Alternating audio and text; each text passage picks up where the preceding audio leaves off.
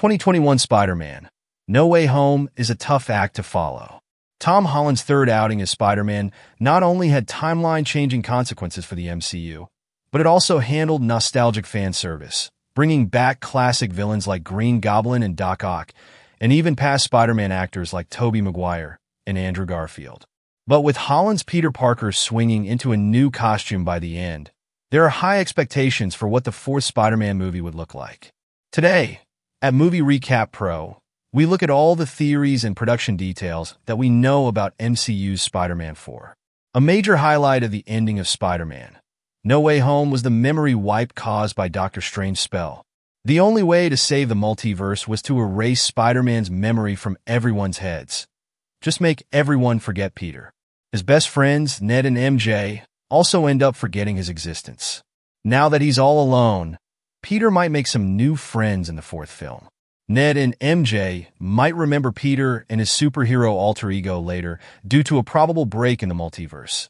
But for now, Peter is alone and ready for a new chapter in life. This is the perfect opportunity to introduce him to Harry Osborn, who's usually depicted as Peter's best friend in the comics and movies. Harry's introduction to the MCU can also eventually lead to his father Norman Osborn's MCU debut. Both Norman and Harry have been Green Goblin throughout the comics and movies, and with Peter facing off against a villain that's either his best friend or his best friend's father, Spider-Man 4 can pose interesting personal challenges for our web-slinging hero. While Miles Morales made his comic book debut in 2011, the new Spider-Man has become very popular with his own video game and a trilogy of animated Spider-Verse movies. As Peter takes time away from MJ and Ned in the Spider-Man film, Miles Morales can also be introduced as a potential ally. Be it in the comics or the video games, there are multiple instances where Miles has fought crime alongside Peter. The only difference is that while Peter has often served as Miles' mentor, Tom Holland's Peter in the MCU isn't that old to begin with. So, gathering Peter and Miles as fellow web-slingers can be an interesting creative choice. Peter can get a trustworthy accomplice, and the MCU can get another fan-favorite Spider-Man. A complaint among most Spider-Man fans with the MCU was that the franchise had forgotten the character's New York roots. Yes, Peter was mentored by Iron Man, wore the Iron Spider suit, and even saved the multiverse with Doctor Strange. But all of these high-profile heroics took the focus away from Spider-Man's status as a street-level superhero in New York. As Spider-Man 4 marks a new chapter in the character's MCU arc, we might finally see him fighting crime on the streets and saving the people of New York from criminals like Kingpin and Hammerhead. So far, Vincent D'Onofrio's Kingpin has posed as a major threat to Daredevil and Echo, but now that he plans on becoming the mayor of New York, he's bound to face opposition from the city's other street-level vigilantes like Daredevil, aka the lawyer Matt Murdock. As Matt already crossed paths with Peter and Spider-Man: No Way Home, it's possible that Daredevil and Spider-Man will team up sometime in the future. How did you just do that? I'm a really good lawyer. Taking down a powerful threat like Kingpin with a hero like Daredevil will be an interesting mission for Spider-Man.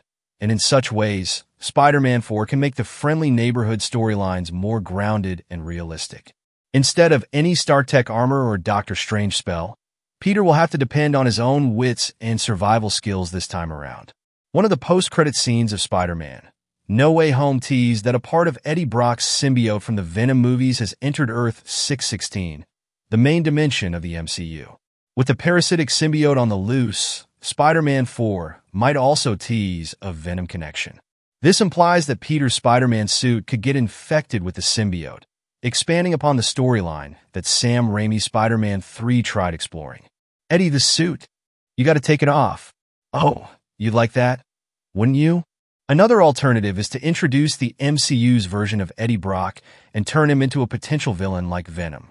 But given that the MCU has already introduced Flash Thompson, the Venom symbiote could even take over him and turn him into the Marvel Comics anti-hero, Anti-Venom. With veteran Avengers like Iron Man and Captain America having left the team, a new era of the super team begins. Younger heroes like Ms. Marvel and Kate Bishop have already started teaming up, making the creation of the Young Avengers imminent. Spider-Man can be an interesting addition to this team, as he has already faced multiverse threats on his own and with the Avengers. Peter is way more experienced than the next batch of MCU heroes, and his advice and strategic help can make him an unexpected mentor figure to the new team. These young Avengers connections can be teased in Spider-Man 4, with some possible cameos of these new age heroes. Spider-Man 4 is expected to start filming in early 2025, with a potential release date in either 2026 or 2027. Meanwhile, the MCU's upcoming release calendar suggests that Avengers: Doomsday will be released in April 2026.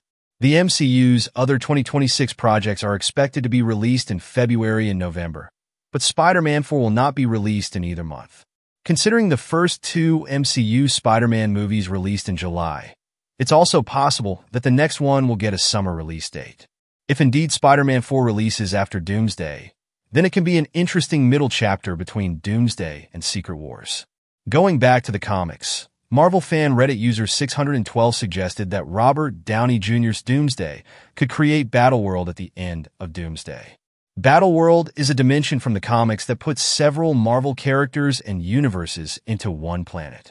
If this happens, then New York and Spider-Man 4 will be inside Battleworld, a world with endless possibilities and multiversal dangers. If this theory indeed comes true, then Spider-Man 4 can serve as both a street-level New York story and a multiversal adventure, like No Way Home.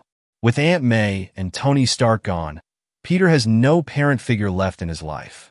The last we saw of him in No Way Home, he shifted to a cramped room in New York City, living on his own.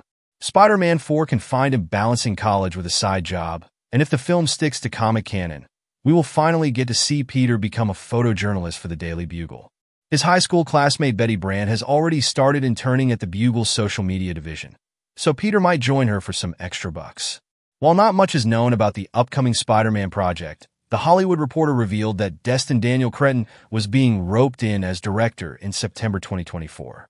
Cretton started his career with independent features like Short Term 12, but MCU fans will remember him for helming the 2021 hit Shang-Chi and the Legend of the Ten Rings. Joining Cretton in the writing department are Chris McKenna and Eric Summers. Both screenwriters are reputed among Spider-Man fans, as they have written all three MCU Spider-Man movies so far. As for the cast, Tom Holland will obviously return as Spider-Man, with Zendaya also reported to reprise her role as MJ. Sony Pictures chairman Tom Rothman told Deadline that he wished the whole group would return for the fourth film, implying that Jacob Batalon, Ned, might also eventually return. It will be interesting to see how MJ and Ned become friends with Peter now that they have no recollection of him. While Spider-Man 4 has no title for now, there is a high chance it won't have the word home this time. The three MCU Spider-Man movies so far were envisioned as a trilogy, but now that the home trilogy is over, Spider-Man 4 is likely to start another Spider-Man trilogy in the MCU. Sony Pictures, as Tom Rothman confirmed, may lend Marvel yet another character, this time referring to Benedict Cumberbatch's Doctor Strange in No Way Home.